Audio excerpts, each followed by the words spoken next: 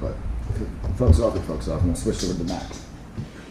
But today, what I'm gonna do is, last night I traded into Verge. I actually saw Verge was tracking at a just way undervalued. I mean, okay, so Verge is a funny coin right now. Verge it's a privacy coin that's new in the sense that it's just become mainstream. It's been talked about in Forbes. It's all over the internet, and it's mostly negative information. It's a lot of hate, and I didn't understand why there was a lot of hype right before New Year's Eve about the Wraith protocol, which is a new application, new service that's being added to the application for the currency that'll basically eliminate your IP address from being traced anytime you send money. You get in the Tor network and it moves your addresses around. When that came out, the delay, it was like a couple hours delay on it getting released, and there were some bugs when it got released because it is a one-man developer team. It's not a crew of people. It's a guy named, his name is Justin Wu, just sitting there. Wait, I think that's Tron. Hold on a second. Yeah, that's Tron. Excuse me. All right. Still, it's a one-man developer team that's overrun with work. The guy's as brilliant as could be. He's just one dude doing it by himself. So when he missed the deadline on New Year's Eve, you had tons of these people that had jumped on the board because they thought, oh shit, New Year's Eve, Verge is going to go to $1. Let me jump on it right now. This guy right here included. Fucking bought it at 1,500 Satoshi, thinking, hey, it's going to go to the moon. Well, what ended up happening is the deadline was pushed back, and then you had this massive assault from every angle. You got people like John McAfee that are tweeting out things that are just contradictory one minute, and then he's saying he's hacked the next minute. Then there's a rumor that he was extorting Verge for 1 million Verge coin. He wanted $1 million in Verge coin so that he wouldn't say bad things about it on Twitter. This is apparently a meeting that happened between him and XVG Whale, who is a Twitter account handler that's one of the biggest holders of the coin, also not doing very good for the coin, if you ask me. And I get what he's trying to do, but man, he's overblowing the currency right now, and his Twitter presence is doing more harm than it is good. It's just, I feel like he could take a step back, post facts. Give me straight information about the actual platform, about the actual technology. What's different? Okay, why is it better than Monero? Why is it, because the new people don't know. They just go online, and go on Reddit, they start reading shit, and they just, pick it up. And, people are dumb. They hear this, they read this. A couple smart people say a couple smart things. Fuck, they must know what they're talking about, and they just run with that. They don't actually go into it and look into it and, what is the actual team doing? What's the goal for what's the timeline? Why am I expecting a fucking 500% hike up in a week? What are these stupid new investors doing, me included, thinking? What are we thinking? So yesterday I was watching Verge, and Verge is just taking this tank right after the new year, but I've been reading all this new stuff about how it's like a coordinated attack, and there's just been multiple different prongs that have been initiated to go after this coin. And you start thinking about certain things like, what's the coin actually represent?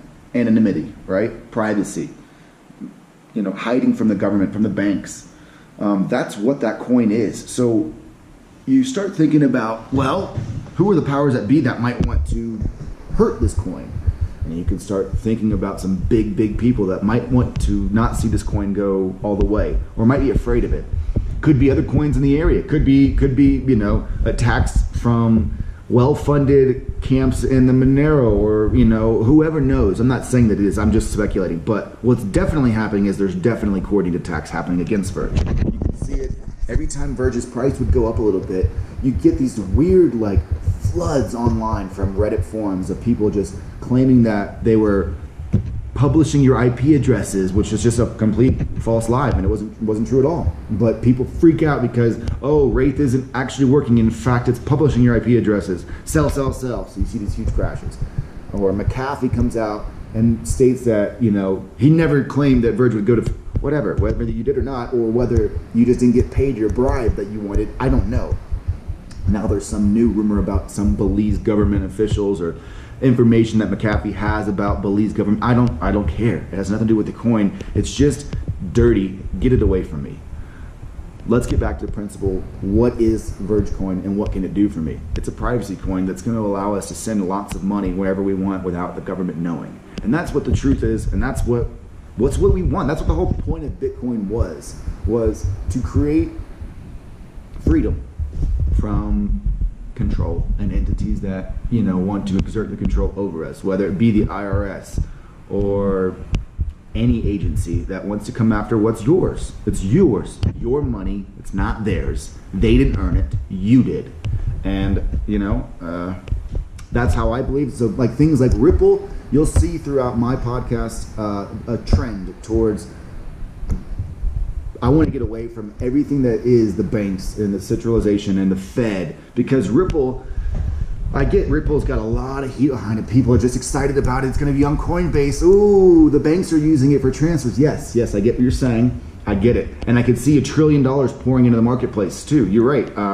It could happen. It could pass Bitcoin up. But the thing about Ripple is that it's owned and controlled by the banks. And that is completely defeats every purpose of getting into a cryptocurrency for me. You know, I get it for them, for the banks. They want to have a way to send wire transfers, you know, internationally with huge amounts and in a faster way. They're using the technology. That's all it is. They've got the technology, and the technology is great. The blockchain is amazing. Of course, they're going to want to utilize it, but they are controlling it. So the thing with Ripple is, you buy your Ripple right now at $2.50 or $2.70. I actually haven't checked it this morning, but whatever it is, it was $3 before they made the Coinbase announcement that they're not going to be putting it on there. What it is you have to realize is that the banks, at any fucking time, anytime they want to, can just insert more coins in the supply. It actually says that. It accounts for that, for inflation within the company's just rules and manual. So if you're thinking of that as an investor, what's the difference between Ripple and the Fed? You know, right now American dollars, okay, we just print them the fuck off. The same thing is going to happen with these banks whenever they get the supply stabilized, or whatever, the price stabilized, excuse me, because the price for Ripple is going to have to come down to $1. They're going to have to stabilize it at $1. That's what they're going to do. You're saying, well, Quinn, if they own all the Ripple, why would they stabilize at a lower price? That doesn't make sense for them. It does, because if they want it to actually function at the level they want it for, international bank transfers, billions of dollars, JP Morgan can't be sending HSBC $1.5 billion transfer, you know, in London, and then along the way, 2 or 3% fluctuation in price changes. That's not going to work. A bank's not going to do that. A $20 million, $30 million, that doesn't flow like that. Excuse me, what am I saying? It's 200 million, 300 million, you know. Well, actually, no, I was right, 20, 30, yeah. Got a little high in the morning. Break time.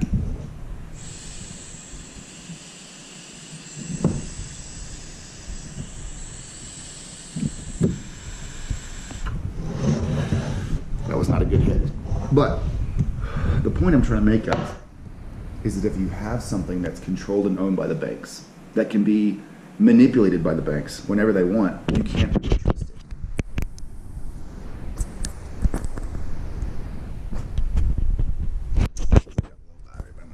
Just a little bit. All right, and so how would they stabilize it? Well, they own the fucking supply, so whenever they've got everybody ready and they've got them comfortable with Ripple, the idea of Ripple, just like PayPal or Venmo, right? Everybody Venmo in the States, you know, all my homies, Venmo me. It's gonna be the same thing with Ripple. They're gonna own the technology, own the coin, and use the platform to send money within the banks and then get America used to it. And then where do they make their money off? The fees. They're gonna charge you fees for sending this shit. In the future, you'll have like a Ripple app or something offered through Wells Fargo eventually, or some kind of way for them to make the money off of it. I promise you that's going to happen. I don't know what it's going to be, but it will be stabilized at $1 because there's no way international banks can handle transfers that aren't at a stable number. That's just not going to happen. They can't have $1.37 per coin transfer at $1.5 billion coins sent with a fluctuation rate of 2 to 3% change. That's not ever going to happen. They're not ever going to. That's the whole problem now with sending cash, or was back in the day. Stabilize the dollar, and you've got a nice foundation for a world market, a global market, oil, whatever it is. It's all based on the dollar. I could very easily see that change for the whole. You know, people talk about the one world currency. Could be Ripple. It's scary, right? Because You don't want the one world currency to be owned by centralized bankers, but it will be. And that's then, so, all right. And here's where Verge comes into play, because the banks and all the traditionalists and all the real conservative hardcore guys that are just foundation bankers that trust the banks and go to the banks, you know, those guys, we're their enemy. Me, you, okay? I don't like those guys. You don't like them. I want my money where I want it, wherever I want it, when I want it. You don't touch my money. You don't look at my money, okay? You just do your thing, and I'm gonna do my thing. And that's where Verge comes into play, because people that don't want, you know, Uncle Sam sticking their nose in my fucking business, or anybody really for that matter, knowing how much I have of anything, wealth, you know, poverty, I don't care. It's not your business, okay? And I'm not the only one that thinks like that. There's a billion of me out there that think the exact same way, that are gonna start pouring their money into these privacy coins like Monero, like Verge. And it's gonna be the race for who's the best. Just like, you know, the capitalist market in our economy created Google and Facebook and all, you know, MySpace came out first. Everybody remember MySpace too. Loved it all. But God, how did that turn bad quickly, right? It's just like dirty, you're on MySpace? The fuck that's some white trash shit right there. You remember that, guys? Everybody remembers that, right? How? I don't know how it happened. I just know that it happened. I was there too. I had a MySpace page, and all of a sudden I was like, damn, fuck MySpace. Facebook's the way to go. I can easily see that happening with Google with Bitcoin in the next 12 months, 18 months. It could, you know, Google or Bitcoin could get their shit together. Bitcoin could really get the fees under control, could figure out a way to get the platform sending quickly again, you know, just knock out some of these bugs and really get back on their game, and maybe take over and it goes to 300,000 like everybody's saying. I don't know, maybe it could, you know. I don't have that kind of information, just because nobody does, you know. Nobody knows what the market's going to do. You could have a new technology come about that just completely disrupts the whole foundation of Bitcoin and fuck everything up, you know. I don't know, but I do know that the concept of the technology is going to be around forever. So we just got to figure out a way to make money off of that, and I think it's going to be through the privacy coins. It's going to go back to where this all started. This all started with people wanting to send money privately, and they did that through Bitcoin. This was never about investing. This was always about sending money before, and now it's turned into investing, which is awesome, and it's great. It'll go back to the principles again of sending money, and once it does that, you'll get the leaders that'll come out of the door, and they'll be the ones that are like taking over the 1, the 2, the 3 spots for, you know, the leaders in the marketplace. And that's going to happen, you know, just really the more supply and the more demand we get, because Coinbase is getting everybody in America used to it. It's an app. I can look at it. It's cool. But if you guys take a real look at it, Coinbase is fucking us. $9 service fees plus, you know, transfer 0.01. Dude, my brother sent me some Ethereum the other day. What the fuck? We bought $175. It was $126 when he sent it to me in 20 minutes. No price change, no fluctuation really in price. This was just fees and mining fees to send through Coinbase. What the fuck, Coinbase? I get it. And they're gonna make a shit ton of money. Fine, get everybody in America comfortable with it. Get them into crypto a little bit. Get them, you know, using their debit card to buy some. Ooh, I bought, you know, 5 Litecoin and it went up. Cool. That's how I did it. That's how I started. I love it. Thank you, Coinbase. But America and everybody else that's getting into it, get out of that quick. You know what I'm saying? They're taking all your money. You need to start learning how to interact directly with the exchange. Coinbase uses GDAX. GDAX is the exchange right now that sells in America for Litecoin, for Bitcoin, for Ethereum, and for Bitcoin Cash. You know, that's the one. Get used to that. Play with that. Get used to some trading ideas. See if you can diversify with, you know, Binance is another good exchange. You can get signed up with Binance. I don't think Bittrex is taking any new clients right now because they just got overloaded, but find which current platform you like the best. I like Binance just because, I don't know, probably personal preference, and I like KuCoin a lot too, but that's a new one we'll talk about in another podcast. So get on the exchanges, watch them, get an idea for how it works.